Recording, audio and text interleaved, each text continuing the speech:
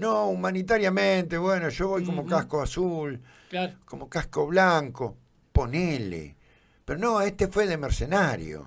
Igual no debería sorprender porque en las directrices que tiene el gobierno tenemos un ministro de Justicia que se reúne con un ex agente de la CIA acusado por casos de abuso y Y un ministro de Justicia le que le prometió lavar la promete imagen. favores, ¿no? ¿No? Digo, pero retomando el tema de la violencia política, digo, es muy preocupante, y lo digo aún siendo lo crítico que somos en el programa y nuestra postura en general, porque no deja de ser la autoridad que el pueblo votó, y sería algo muy jodido, que la práctica que se sistematice es que al presidente, o a la presidenta, o al ejecutivo que esté, se incurra, incentivado sobre todo por la libertad avanza, pero quede la práctica de que somos libres para ir a golpear cuanto no a intentar matar al presidente en ejercicio. Es muy No, jodido claro, claro, el asentamiento de esa claro. práctica. Y lo digo aún con la preocupación, ¿no? A ver, de que hoy sea Javier Milei el presidente en ejercicio. No se puede permitir que esa práctica tenga cauce. Porque, y con esto cierro, digo, en nombre de vayamos a hacer mierda al otro, al cuca, al zurdo, la práctica se sistematiza y no va a distinguir color cuando la gente está hinchada a las pelotas. Yo creo que está más derechizada la clase política que el pueblo. O la franja de la sociedad que participa orgánicamente en un partido político.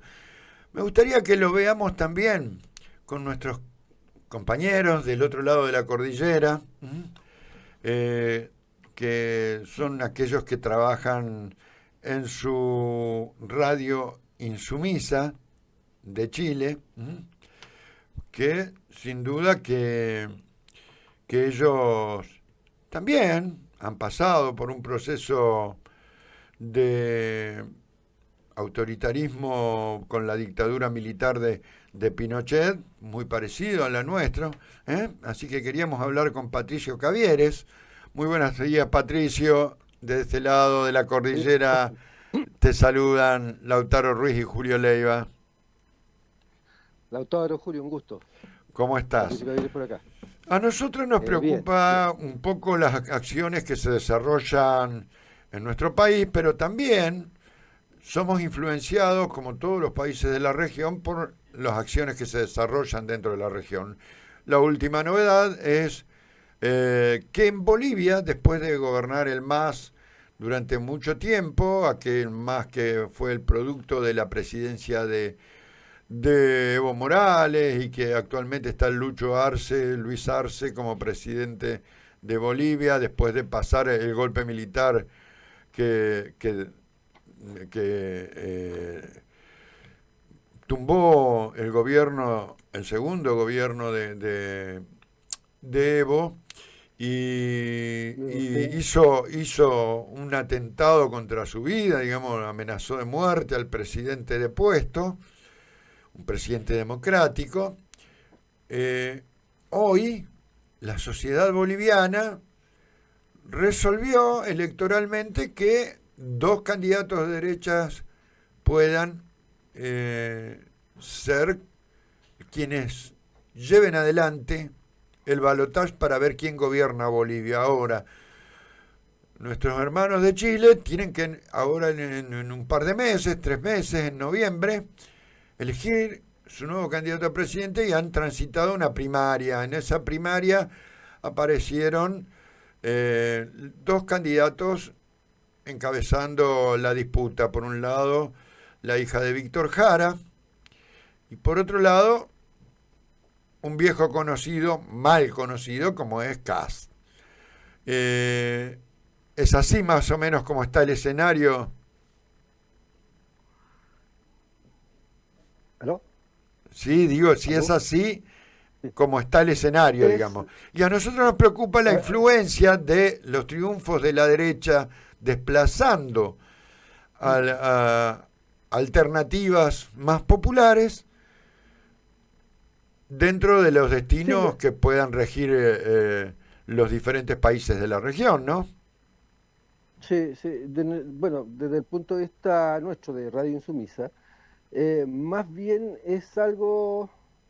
es como una política de Occidente, Ujú, desde desde la crisis del 2008 hacia adelante, donde ya se ve prácticamente el derrumbe del sistema financiero y económico occidental.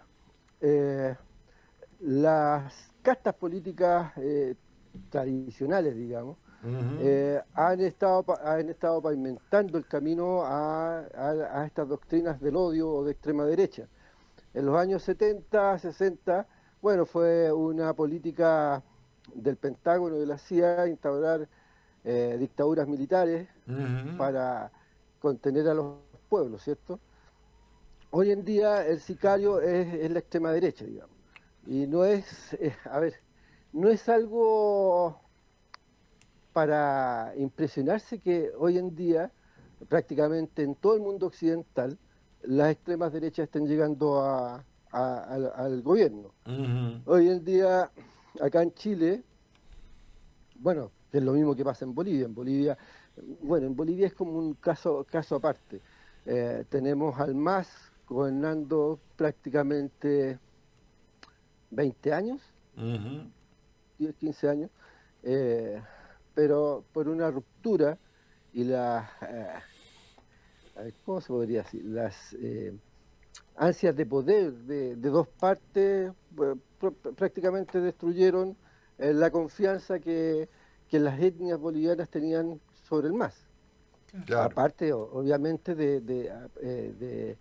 el aporte del imperialismo en generar, digamos, escasez, falta de dólares, las prácticas de los grandes empresarios bolivianos, que fue prácticamente sacar todos los dólares de Bolivia. En general es un proceso que las castas políticas tradicionales generan para después, obviamente, derrocar a estos gobiernos de extrema derecha y llegar nuevamente como los vencedores y así perpetuarse en el poder. Claro. Esa es nuestra visión. Patricio, ¿qué tal? Lautaro te saluda. Aquí en el editorial, previo a conectarnos con vos, analizábamos un poco cuál es la discursiva, particularmente acá en Argentina, muy verborrágica, que tiene la extrema derecha, bueno, aquí con lo que es el gobierno, con el Sí. Frente de la Libertad Avanza. Y quería consultarte para ver un poco cuáles son los puntos de contacto, pero también las características de la derecha o extrema derecha según el lugar. Aquí, por ejemplo, nos encontramos con un Javier Milei y un partido político que hay una exaltación de la violencia discursiva, de alentar el insulto al opositor, y eso también se va plasmando en prácticas políticas, desde el ajuste económico, desde la represión a la protesta social, pero también hay un aura de la reivindicación de muerte a lo que son militantes del campo popular. Y esto tal vez se puede expresar un poco más en lo que es banalizar lo que han sido los procesos de dictaduras. En Chile, eh, ¿qué similitud, pero también qué particularidad hay con el discurso de la extrema derecha? Eh, bueno, acá la extrema derecha, representada por Kass, por Kaiser, es, el discurso ha sido más moderado ahora, porque al principio también fue bastante violento, sobre todo contra, digamos, la diversidad sexual, contra las mujeres. eh, bueno, en general, la extrema derecha chilena, estas doctrinas del odio son bastante aporofóbicas, ¿ah? Odian a los pobres. Ujú. Y este es un país prácticamente de un 80% de pobres, Claro. sacando las cuentas de cómo está distribuida la riqueza en este país. Por lo tanto, eh, entre Milei, Kass, Kaiser, que son, digamos, partidos hermanos del Vox español o de otras tendencias neonazis eh, europeas, el discurso es más o menos parecido y nosotros esperamos que probablemente si llega la extrema derecha a gobernar este país, va a hacer las mismas prácticas que Milei. O sea, Claro. el ataque, por ejemplo, sobre a los logros de las mujeres en este país, de sus organizaciones, de sus ministerios, el ataque a las, digamos, a los beneficios a la tercera edad, a los estudiantes, porque en general esta gente ataca este tipo a estos sectores de la población, las mujeres, los ancianos y los estudiantes. El pueblo trabajador aquí en Chile está muy con una mentalidad muy de esclavo. Claro. Hoy día aceptan todo. ¿Y qué es lo que prácticamente ha pasado en todo el mundo occidental? Producto de las políticas de destrucción de los aparatos educativos, de mantener a la gente como loro en el alambre. Si reclamo, pierdo el trabajo, si reclamo, no me van a dar esto, si reclamo, no voy a tener nada. Esa es la mentalidad de los pueblos hoy en día, y en Chile se ve con bastante, se nota bastante, digamos. Claro. Patricio, Daniel Jadwe, quien teóricamente iba a ser uno de los candidatos a presidente, pero después estuvo detenido por algunos actos que suponían visos de corrupción, ha escrito una nota sobre la democracia en América Latina que plantea un escenario entre la esperanza y el secuestro oligárquico. Se hace dos preguntas que me parecen importantes.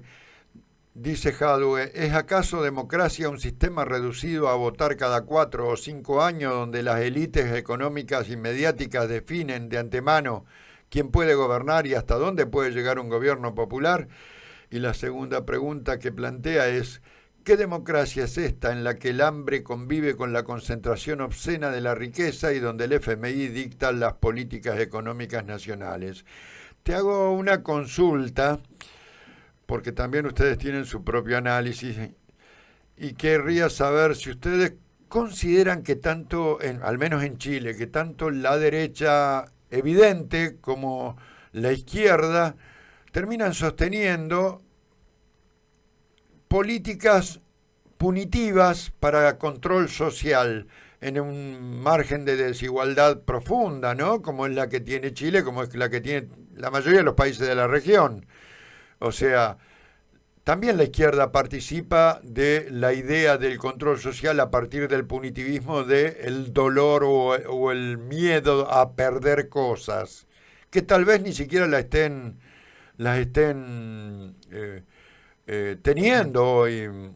Marco un conjunto de derechos que a lo mejor no puedan estar disfrutándolo justamente porque están en una encerrona y la ausencia de un aprendizaje del conjunto de derechos que les corresponde terminan negándose en sí misma, ¿no?